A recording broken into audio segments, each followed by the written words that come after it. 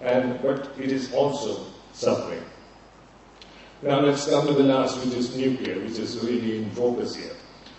Now, some of us, like Dr. Prasad and I, we had the good fortune to start our career under Dr. Bhabha in those days, and under almost all the other successive chairmen of atomic energy. It is precisely because the natural uranium in India is limited that you have a three-stage program which makes use of a very large amount of thorium which is present in India. So the first stage is to run the PHWRs, the pressurized still water reactors, which we are now doing, and we have mastered that technology. And the plutonium from there, along with depleted uranium, will go into what is called the first generation breeders, the first of which is now under construction in Kalpakam. And it is the last stage where the thorium and the uranium-233 from the second stage will go in for thorium breeders. Now, once you reach the third stage, mind you, you will not require natural uranium or plutonium, and you can entirely survive on thorium. So it was not Bhabha's vision for a three-stage nuclear program was not for an immediately rising and exponentially growing nuclear program. He knew, and everyone knew, that it has to go through a very slow stage of initial development, and only when you reach the eventual stage of thorium utilization that the curve will start rising steeply. So to blame the Department of Atomic Energy or the nuclear scientists today, saying that nuclear power is not growing fast, is a total misunderstanding of the technological gestation times which are involved, which you really cannot cut short. You have to operate at one breeder for a certain number of years, make corrections, come to the final one, and once you settle on a final design, then only you start going, and it necessarily will take 20-25 years from Bhabha's time. On top of it, what has happened is we disturbed this normal growth pattern in 1974 by having the nuclear weapon test. Rightly or wrongly, it was done for political and strategic reasons, it was done, but it had a very severe impact on the growth of nuclear power. And the entire plans, the Bhabha plan was really severely shaken at that point, and the kind of equipment purchases, technology inputs, etc., which otherwise we would have got, we did not. And from every nut and bolt onwards, we had to develop it in India, which we did. And there has been something like a 15-year loss during that period, which has set us back. So today when you turn around and criticize the nuclear program, you should also own up that it was the political decisions taken in 1974 which also have slowed down tremendously the nuclear build. So taking all this into consideration where we are today, and in the last 10 years, let me tell you, since 1991, if you look at the atomic energy program, you will find that there has been almost an intentional slowing down of uranium mining. Uranium is available in India. 10,000 megawatt of PHWRs can be built on the basis of this uranium.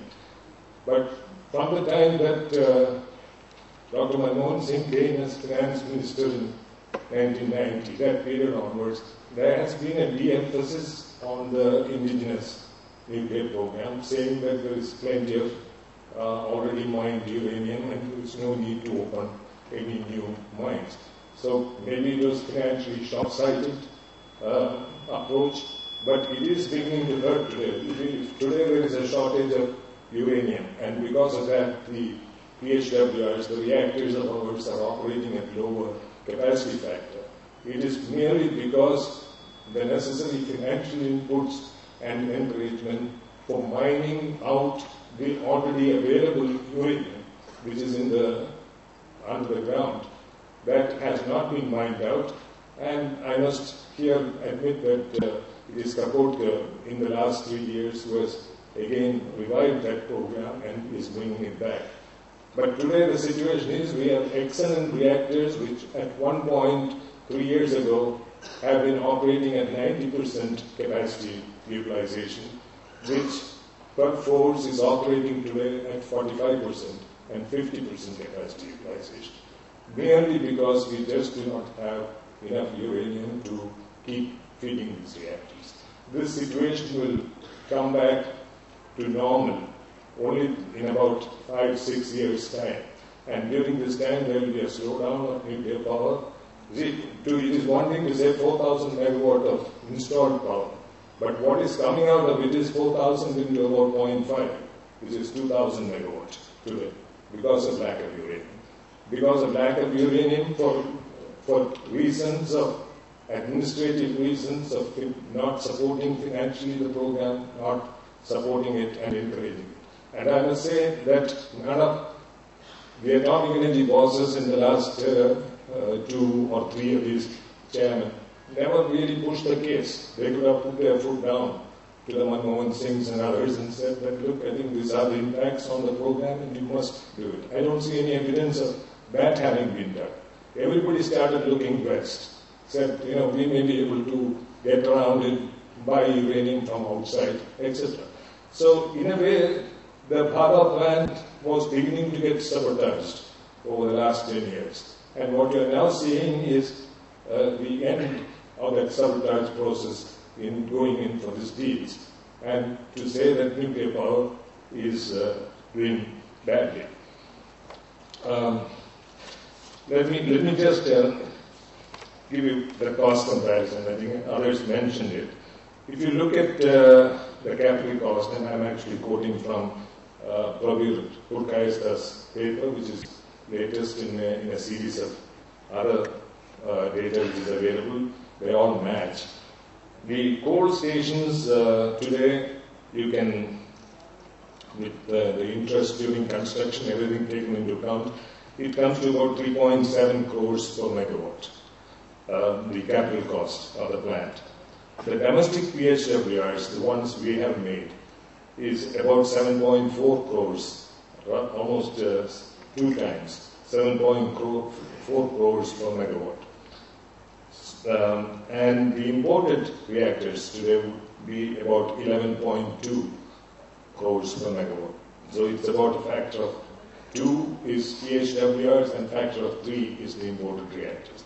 But there is a big difference. If you spend 7.4 crores per megawatt on the PHWRs, on the national heavy water reactors, almost 90% of that money is getting spent back in BHEL or LNT or other places. So the production of this, yes, is a cost that much, but it goes back into materials bought in India, to productivity, which is industrial production and productivity within Indian companies, and therefore it is not that much of a loss. Whereas the 11.1 crore that you would pay Westinghouse or General Electric, almost in toto will be going in dollars to Westinghouse, because obviously they want to get their plants going, they want to sell their materials, they want to keep their labor happy.